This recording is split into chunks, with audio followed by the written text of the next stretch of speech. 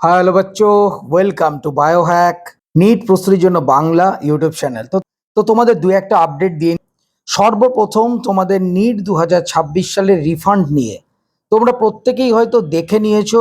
NTA official ওয়েবসাইটে refund নিয়ে একটা নোটিশ জারি করেছে। তোমাদের 5 দিন সময় আছে, মানে 2 দিন হয়ে গেছে আর 3 দিন টাইম রয়েছে। তোমরা আবার তোমাদের এনটিএ এর অফিসিয়াল ওয়েবসাইটে গিয়ে লগ ইন করবে এবং সেখানে তোমরা যে আগে যে ইনফরমেশনটা দিয়েছো ব্যাংকের, সেখানে ওকে করে দিতে হবে। মানে আগের ইনফরমেশনগুলো তোমাদের ঠিক আছে, এটা ওকে করে দিতে হবে। যদি তোমাদের আগের ইনফরমেশন ঠিক না থাকে, যদি তোমরা ইনফরমেশন বা ব্যাংকের ডিটেলস চেঞ্জ করতে চাও, সেটাও করে নিতে পারো। তারপর ওকে করলেই তোমাদের রিফান্ড প্রসেস এটা শুরু হয়ে যাবে। তো এইটা তোমরা করে নাও, টাইম নেই। এবং সেখানে আরও একটা অপশান আছে, তোমরা যদি রিফান্ড নিতে না চাও, আমি জানি না কারা কারা রিফান্ড নিতে চাইবে না, যে এই অপশানটাও কিন্তু এনটিএ রেখেছে। তো তোমরা রিফান্ড নিতে না চাইলে নোতে ক্লিক করতে পারো। তো এটা হলো 1 নম্বর। 2 নম্বর, অনেক স্টুডেন্ট জিজ্ঞেস করছে যে রিনিট 2026 সালে গ্রেস মার্কিং কটা কোশ্চেনে পাওয়া যাবে। দেখো, এনটিএ অফিসিয়াল ওয়েবসাইটে যে প্রভিশনাল অ্যান্সার কি দিয়েছে, সেখানে দুটো তোমরা দেখতে পাচ্ছ। একটা কোশ্চেন ড্রপ করে দেওয়া হয়েছে ফিজিক্সের, 4টে অপশানের কোনো অপশানই ম্যাচ করছে না। সুতরাং সেই কোশ্চেনটার জন্য যতজনা ক্যান্ডিডেট পরীক্ষা দিয়েছে রিনিট 2026, প্রত্যেকেই +4 নাম্বার পাবে। তোমরা অ্যাটেম্প্ট করো বা না করো, +4 নাম্বার প্রত্যেকে পাবে, যেটা ড্রপ হয়েছে।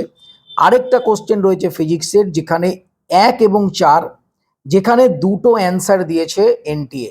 ঠিক একই জিনিস হয়েছিল নিট 2024 সালে, যেখানে একটা কোশ্চেনের দুটো অ্যান্সার দিয়েছিল। তোমরা প্রত্যেকেই জানো নিট পরীক্ষায় একটা প্রশ্নের দুটো অ্যান্সার হতে পারে না। বহু স্টুডেন্ট এমন আছে যারা দুটো অ্যান্সার দেখেও তারা টিক করেনি, কেননা তারা জানে যে নিট পরীক্ষায় কিন্তু সিঙ্গেল কারেক্ট অ্যান্সার হয়। সুতরাং তারা হয়তো ছেড়ে দিয়েছে, তারা তাহলে নাম্বারটা পাবে না।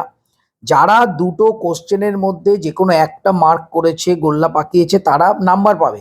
কিন্তু এমনও তো অনেক স্টুডেন্ট রয়েছে যারা যখন দেখছে যে দুটো রাইট অ্যান্সার আসছে, তারা কোশ্চেনটা ছেড়ে দিয়েছে, ভেবেছে কোশ্চেনটা ভুল আছে, তো তারা তো পেলো না। এই ধরনের একটা সেম মামলা কিন্তু 2024 সালে সুপ্রিম কোর্টে গেছিল। সুপ্রিম কোর্ট তৎক্ষণাৎ একটা কমিটি তৈরি করে দিয়েছিল এবং সেই কমিটি যে কোনো একটা অ্যান্সারকে ঠিক বলেছিল। সেই ধরনেরই সিচুয়েশন এই রিনিট 2026-এর ক্ষেত্রে হওয়ার সম্ভাবনা রয়েছে, কেননা নিট পরীক্ষার নিয়ম অনুযায়ী একটা প্রশ্নের দুটো অ্যান্সার পসিবল নয়। তো সুতরাং এটা সুপ্রিম কোর্ট বা হাইকোর্টে যাওয়ার সম্ভাবনা আছে এবং সেখানে কিন্তু একই রকমভাবে সুপ্রিম কোর্ট বা হাইকোর্ট নির্দেশ দিতে পারে যে যে কোনো একটা অ্যান্সার বেশি কারেক্ট। তো সেক্ষেত্রেও একটা গ্রেস মার্কিং বলো বা নাম্বারের এদিক ওদিক হয়ে যাওয়ার সম্ভাবনা রয়েছে।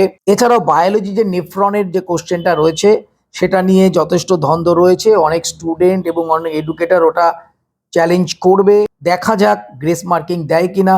দেওয়া তো উচিত, দেবে কিনা জানি না। এনটিএর ব্যাপার, এরা কোনোদিন কারো কথা শোনে না। এদের কাছে যে সমস্ত এডুকেটর রয়েছে তারাই সব জানে, বাকিরা কেউ কিছু জানে না। তো বায়োলজির কোশ্চেনটা কি হবে সেটা তো যখন ফাইনাল অ্যান্সার কি আসবে জানা যাবে।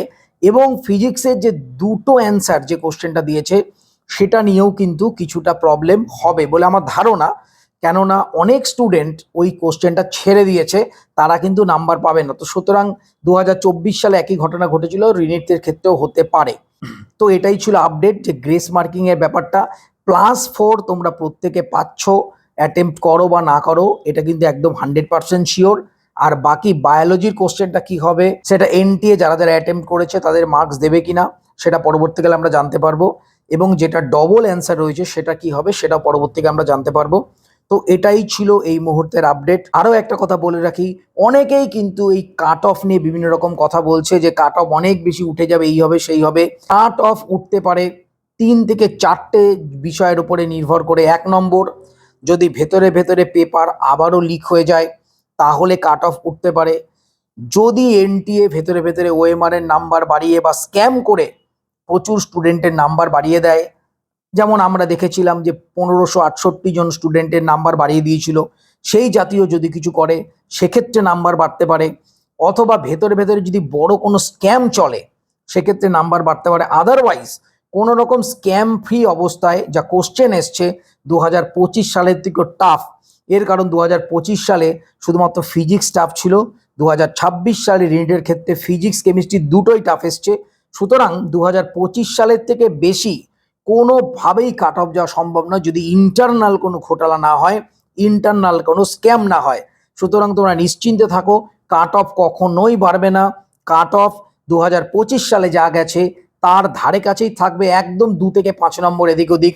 কমে যাওয়ার সম্ভাবনাও কিন্তু আমি বেশি দেখতে পাচ্ছি, হয়তো 10 নম্বর কমতেও পারে। সুতরাং এই নিয়ে টেনশন নিও না, তোমরা তোমাদের প্রিপারেশন আবার নতুন করে শুরু করো। যারা 2027 সালে এক্সাম দেবে তারা সবাই খুব ভালো থেকো, মন দিয়ে পড়াশোনা করো, চ্যানেলটা সাবস্ক্রাইব রাখো, নোটিফিকেশনটা অন রাখো নিট রিলেটেড যাবতীয় ইনফরমেশনের জন্য।